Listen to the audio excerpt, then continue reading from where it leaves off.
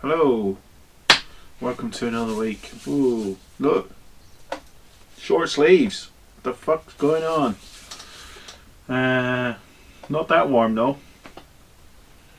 What am I looking for? Oh, wrong way round. I have to put you over there today. As you can see, look. Sun is shining in the window. What's going on? Welcome to another Homebrew Wednesday. I'm kind of in the glare. We sit back. Yeah, there we go. You can see me now. So, hope you had a good week. We did. The boss wasn't in. Cool. But anyway, cracking on with the beer. I've even opened it before I say what it is. It is Tony's Chocolate Milk Stout, bottled on the 28th of the 7th. So, ooh, it's had a good age. 5.7. Don't know if you can see that. There you go. Alright. Hobgob glass. So, get it in. I think I saw Frank drink this one.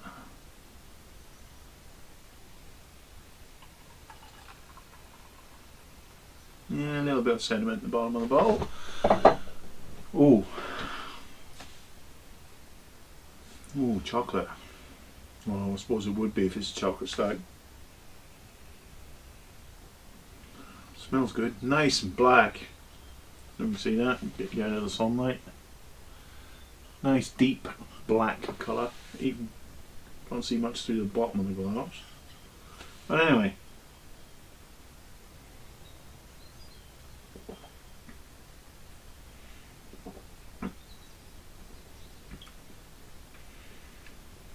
Oh. Good body. Not too light.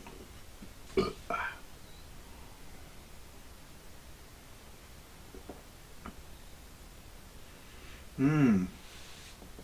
Very chocolatey.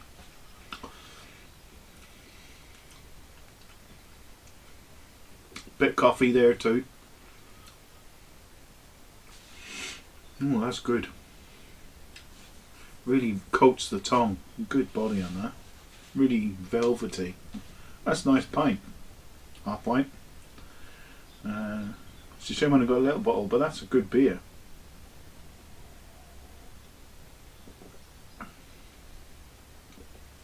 Oh, set that there for the minute. Of approval. So, what have I been up to? Saw me last week putting dry hopping the coconut IPA and adding the 200 grams of toasted coconut as a dry hop as well. That's getting probably keg tomorrow. Got an empty keg. Ready IPA that I had on from a kit. Finally kicked. I have a beer in here that I need to dry hop. Should be dry hop yesterday, Friday. That needs doing today, so I must do that in a minute. Can't remember what I got to dry hop it with though. I think it might be, no, it's not Mosaic because that was the coconut. What was it? Can't remember. I'll have to check when I go in. Belgian IPA. It's got to be dry hop with something. So, wherever it is, I'll put it in the comments there. So, I think I will brew tomorrow. Not sure what the weather's going to do.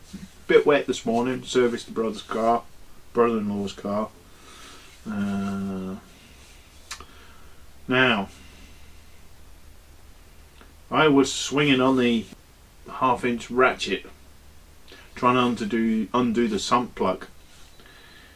Now, somebody must have used a breaker bar to do that thing up, because it's like, holy Christ, was it tight. And I mean, I had to take a hammer, a lump hammer, to a long spanner and wheel it up slack. That's how tight it was. Holy Christ.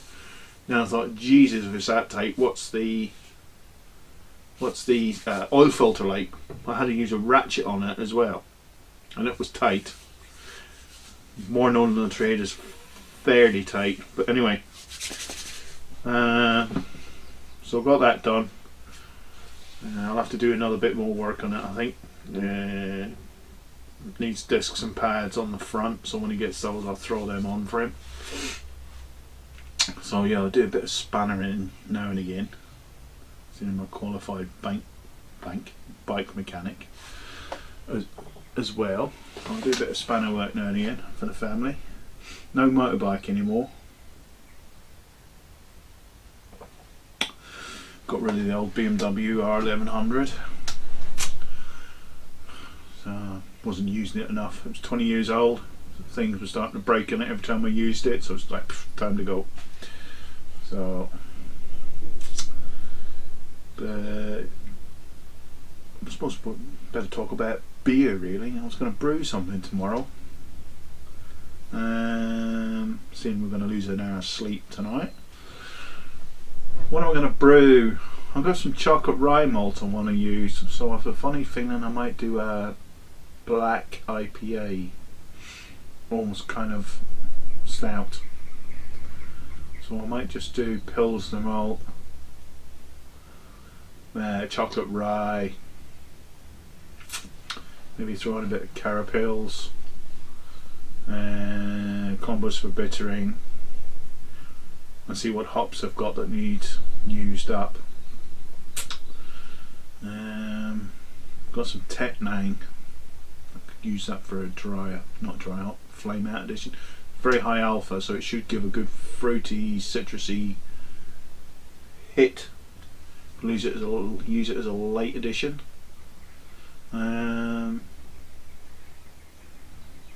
Yeah, that would work. Got some Simcoe, some Tenniel, and some other stuff there I can use. So I think that'll get used in the brew. I'll work it out tonight.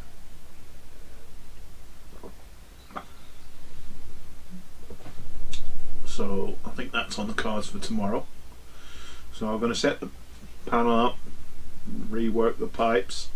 One thing I was thinking of, I mentioned it in the past about cladding the HLT in the boil pot. Obviously you can use wood, but it would make sense to clad it because it will hold the heat in more. I could turn the HLT on through the night. Oh shit! Through the night rather than that. I'm shaking the camera. Put my feet up here. Anyway, take your feet down. So I could actually get the HLT up to temperature at cheap rate electricity, and if it's clad and insulated, you don't need to come back on again for half an hour just to get it wrapped back up to temp, and it would cut down electricity because it's insulated and the element wouldn't come on as much. Not that it uses a lot of electric anyway. I think my bill comes in at $150 every 2 months, which might seem a lot, but everything in Ireland is about 10 times what it is in the UK for some unknown reason. Doing 2 brews a month, a power shower. So yes, I remember the days when I left the UK and it was electric heating, electric water, cooking, electric oven, hob, and it was only 44 a month. Now it's 150. And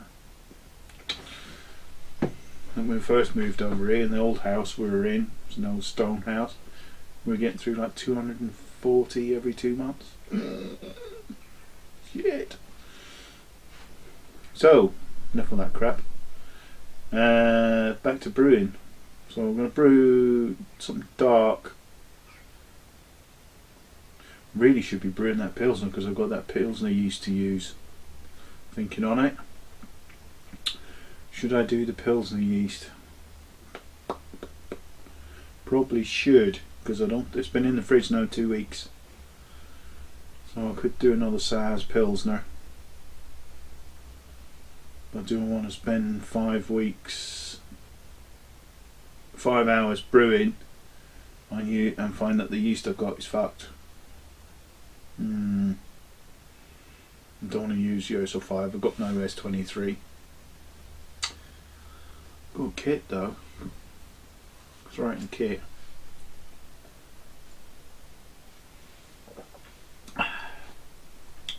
No, I think I'm going to chuck that yeast. So I'm unsure if it's... How long can a yeast stay? Can you use it? Does it have to be used within 2 to 3 weeks? Or once it's done,